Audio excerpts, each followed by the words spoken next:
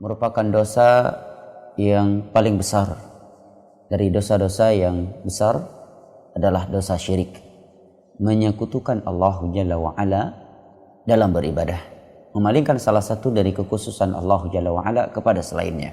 Apakah dengan menyembelih untuk selain Allah, berdoa kepada selain Allah, ataukah menjadikan makhluk yang telah meninggal yang dikatakan wali ataukah semisal dengannya sebagai perantara antara kita dengan Allah di dalam beribadah.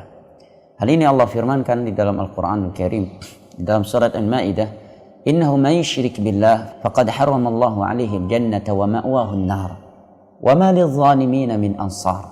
Sesungguhnya barang siapa yang melakukan dosa syirik kepada Allah, maka Allah haramkan untuknya surga dan tempatnya adalah neraka. Dan sungguh tidak ada penolong bagi orang-orang yang melakukan kezaliman. Dan syirik adalah kezaliman yang sangat besar. Allah juga berfirman di dalam surat Luqman, inna syirka la zulmun azim. Sesungguhnya syirik adalah kezaliman yang sangat besar. Di dalam surat An-Nisa, Allah Jalla wa'ala berfirman, inna Allah la yaghfiru an yushraka bih wa yaghfiru ma duna dzalika liman yasha. Sesungguhnya Allah tidak akan pernah mengampuni dosa syirik, akan tetapi Allah akan mengampuni dosa-dosa yang di bawah syirik kepada siapa yang Dia kehendaki. Di dalam hadis yang diriwayatkan oleh Imam Al-Bukhari dan Muslim dari Abu Hurairah radhiyallahu anhu, Nabi bersabda, ala ukhbirukum bi akbaril kabair. Maukah kalian aku beritahukan dosa-dosa besar yang paling besar?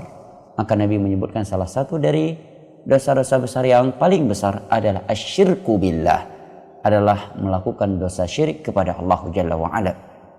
Maka hendaknya kita memohon perlindungan kepada Allah dari dosa syirik, agar kita mati tidak membawa dosa syirik. Karena kapan seorang hamba mati di atas tauhid, dia bertemu dengan Allah, tidak membawa dosa syirik, dia membawa keutamaan tauhid, maka sungguh dia telah membawa sebuah keberuntungan yang sangat besar. Semoga yang sedikit ini bermanfaat. Barakallahu fikum.